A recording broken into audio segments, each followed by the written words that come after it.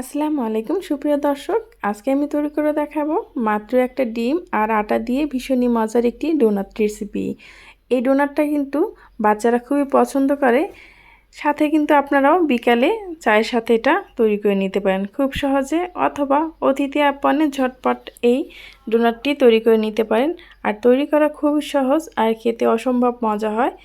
তো চলুন দেখে নিই আমি ভীষণই মজার ডোনাটটি কীভাবে তৈরি করলাম। প্রথমে আমি এখানে একটি বোল নিয়ে নিলাম, বোলে নিয়ে নিলাম একটা ডিম।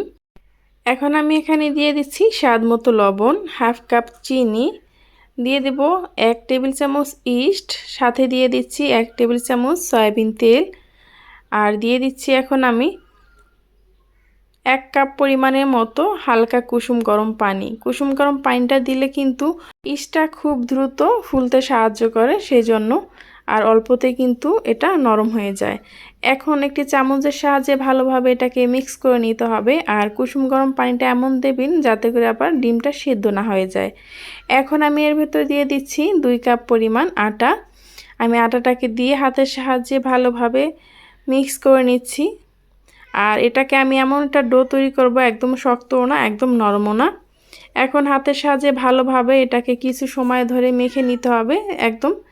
এই তো দেখতেই পারছেন, একদম শক্তও না একদম নরমও না। এখন আমি এটাকে রেস্টে রেখে দেব 20 মিনিটের জন্য, যাতে করে ইস্টের সাহায্যে খুব সুন্দরভাবে আটাটা ফুলে ওঠে। ফিরে আসলাম 20 মিনিট পর। দেখুন 20 মিনিটের মধ্যে আমার আটাটা কিন্তু খুব সুন্দরভাবে ফুলে গেছে। এখন এর ভিতরে যে হাওয়াটা আছে সেটা কিন্তু আমি এভাবে টেনে টেনে বের করে দিচ্ছি। তারপর হাতের সাহায্যে একটু ভালোভাবে আবারও একটু ময়ান করে নেব। তারপর আমি এর ভেতর থেকে ছোট ছোট লিচি কেটে নিচ্ছি।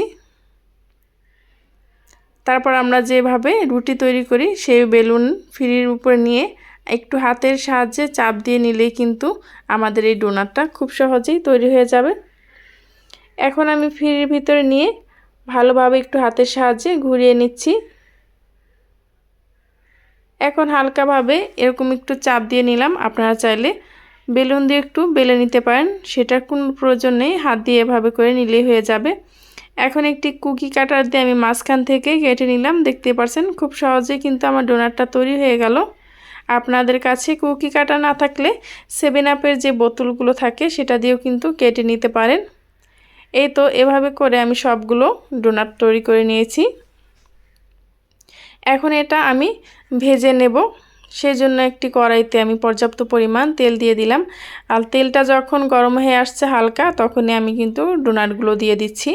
আর এই ডোনাটগুলো ভাজতে হবে একদম মিডিয়াম আঁচে রেখে, হাই হিটে ভাজা যাবে না। যত লো হিটে করে এই ডোনাটটা আপনি ভেজে নেবেন সময় নিয়ে, এই ডোনাটটা কিন্তু তত সুন্দরভাবে ফুলে উঠবে।